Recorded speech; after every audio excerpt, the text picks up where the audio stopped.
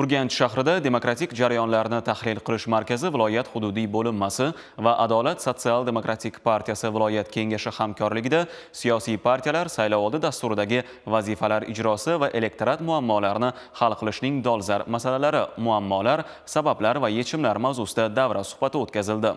Mavzu tafsilotlari muxbirimiz lavhasidan o'rin olgan.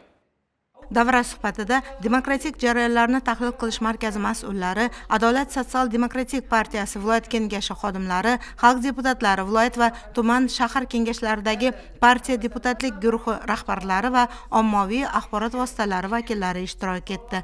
Tadbir doirasida siyosiy partiyalar, mahalliy kengashlar, partiya guruhlari joylarda hududlarni ijtimoiy-iqtisodiy rivojlantirish, ijro etuvchi hokimiyat idoralari faoliyati ustidan nazorat o'rnatish hamda aholini o'ylantirayotgan muammolarni hal qilish borasida samarali faoliyat olib borayotganligi alohida ta'kidlandi. Xususan, O'zbekiston 2030 strategiyasida belgilangan yangi O'zbekistonni barpo etishda Oliy Majlis palatalari va siyosiy partiyalarning rolini yanada oshirish, saylovchilar bilan elektron muloqot qilish, deputat so'rovini elektron tarzda yuborish va nazorat qilish imkoniyatini ta'minlash borasidagi masalalarga e'tibor qaratildi. Qayd etilganidek, qonunlar ijrosini ta'minlash va samarali jamoatchilik nazoratini amalga oshirishda siyosiy partiyalar, mahalliy kengash deputatlari, doimiy komissiya va partiya guruhlari faoliyatini kuchaytirish bo'yicha atroflicha fikr-mulohazalar almashinildi.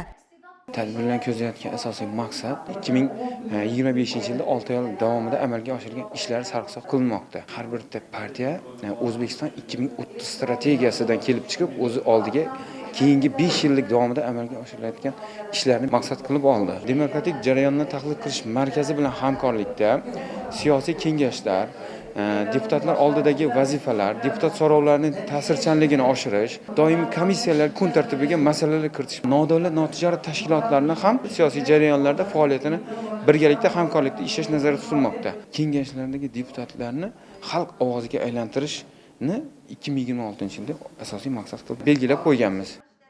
Shuningdek, tadbir doirasida ishtirokchilarga demokratik jarayonlarni tahlil qilish markazining maqsadi hamda vazifalari, faoliyatining asosiy yo'nalishlari borasida axborotlar berildi. Kelgusidagi hamkorlik masalalari to'g'risida mutaxassislarning fikrlari eshitildi.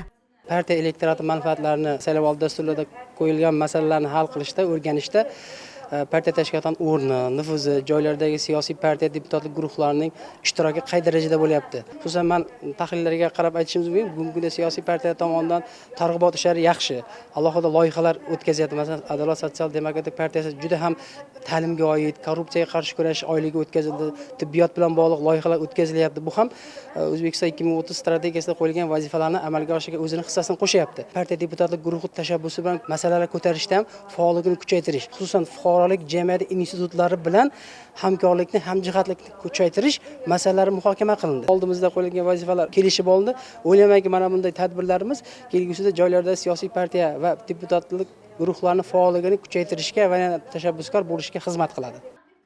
Tadbir yakunida siyosiy partiyalar, mahalliy kengash deputatlari, doimiy komissiya va partiya guruhlari faoliyatini yanada qo'llab-quvvatlash bo'yicha tegishli taklif hamda tavsiyalar ishlab chiqildi.